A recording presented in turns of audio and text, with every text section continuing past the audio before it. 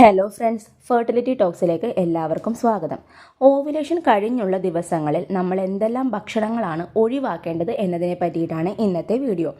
Ovulation നടക്കാനും അതുപോലെ അണ്ടങ്ങളുടെ വളർച്ച കൂട്ടാനും നമ്മൾ ഒരുപാട് നല്ല ഭക്ഷണങ്ങൾ കഴിക്കുന്നത് പോലെ തന്നെയാണ് ഓവുലേഷൻ കഴിഞ്ഞ് ഒരു ഗർഭധാരണം ആഗ്രഹിക്കുന്നവർ ഒഴിവാക്കേണ്ട ഭക്ഷണങ്ങളും. എന്തൊക്കെ ഭക്ഷണങ്ങളാണ് ഈ ദിവസങ്ങളിൽ കഴിക്കാൻ പാടില്ലാത്തത് എന്നുള്ളത് നമുക്കൊന്ന് നോക്കാം. ആദ്യത്തേത് എല്ലാവർക്കും അറിയുന്ന പൈനാപ്പിളും പപ്പായയും.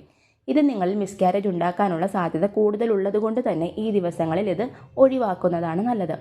അടുത്തത് ഒരുപാട് ഉപ്പ്, മധുരം, എരിവ്, പുളി എന്നിവ അടങ്ങിയിട്ടുള്ള ഭക്ഷണ പദാർത്ഥങ്ങൾ ഒരുപാട് ഈ ദിവസങ്ങളിൽ കഴിക്കാതെ ഇരിക്കുക. അടുത്തത് മുള വന്നിട്ടുള്ള ഉരുളക്കിഴങ്ങ് ഈ ദിവസങ്ങളിൽ കുക്ക് ചെയ്ത് കഴിക്കാതിരിക്കുക. അതുപോലെ കഫെയിൻ അടങ്ങിയിട്ടുള്ള ഭക്ഷണ പദാർത്ഥങ്ങൾ, അതായത് നിങ്ങൾ ഒരുപാട് ചായ, കാപ്പി പോലുള്ള പാനീയങ്ങൾ കുടിക്കുന്നവരാണെങ്കിൽ ഈ ദിവസങ്ങളിൽ നിർബന്ധമായിട്ടും അതിൻ്റെ അളവ് കുറയ്ക്കുക. നിങ്ങൾക്ക് അത് ഒഴിവാക്കാൻ പറ്റിക്കഴിഞ്ഞാൽ അത്രയും നല്ലത്.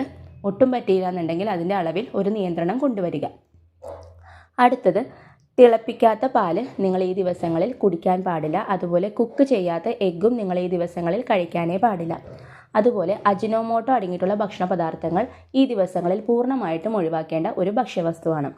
അടുത്തത്, മുരിങ്ങാക്കായ ഈ ദിവസങ്ങളിൽ നിങ്ങൾ കഴിക്കാതിരിക്കുക. അടുത്തത്, ഞണ്ട് നിങ്ങൾ ഈ ദിവസങ്ങളിൽ ഒഴിവാക്കുന്നതാണ് നല്ലത്.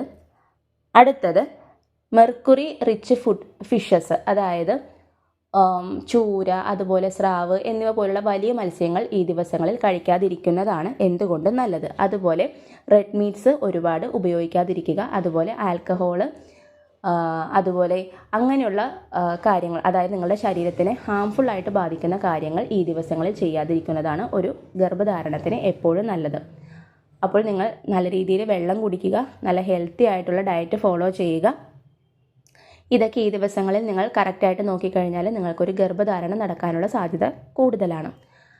അപ്പോൾ ഇന്നത്തെ വീഡിയോ യൂസ്ഫുൾ ആയി എന്ന് വിചാരിക്കുന്നു. യൂസ്ഫുൾ ആയിട്ടുണ്ടെങ്കിൽ ഈ ഒരു അറിവ് എല്ലാവരിലേക്കും ഒന്ന് ഷെയർ ചെയ്ത് കൊടുക്കുക. അതോടൊപ്പം തന്നെ ആദ്യമായിട്ട് ചാനൽ കാണുന്നവർ ഒന്ന് സബ്സ്ക്രൈബ് കൂടെ ചെയ്തേക്കണേ. ഇതുപോലുള്ള ഫെർട്ടിലിറ്റി ടിപ്സിനായി നിങ്ങൾക്ക് എൻ്റെ ചാനൽ വാച്ച് ചെയ്യാവുന്നതാണ്, മറ്റുള്ളവർക്ക് റെഫറും ചെയ്യാവുന്നതാണ്.